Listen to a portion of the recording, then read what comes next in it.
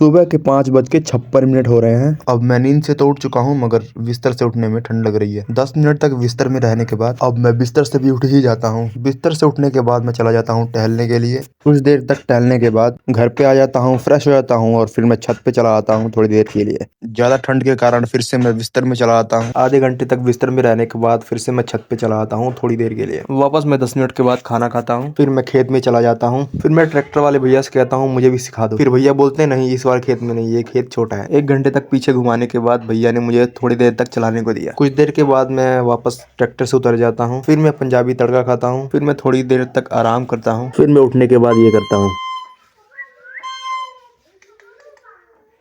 फिर मैं नहा लेता हूँ। फिर मैं चला जाता हूँ गोलू चाचा के पास। गोलू चाचा अपना बाइक साफ करते हैं घर जाने के लिए। फिर मैं शाम को 6 बजे छत पे जाता हूँ टहलने के लिए। फिर मुझे पता चलता है कि मुझे जाना है दहदो डाल खाने के लिए। फिर मैं बाइक स्टार्ट करता हूँ और मैं चल पड़ता हूँ खाने के लिए। खाना खाने के बाद मैं बाइक को वापस मोड़ता हूँ। फिर मैं बाइक को मोड़ के घर पे आ जाता हूँ। फिर मैं सो जाता हूँ।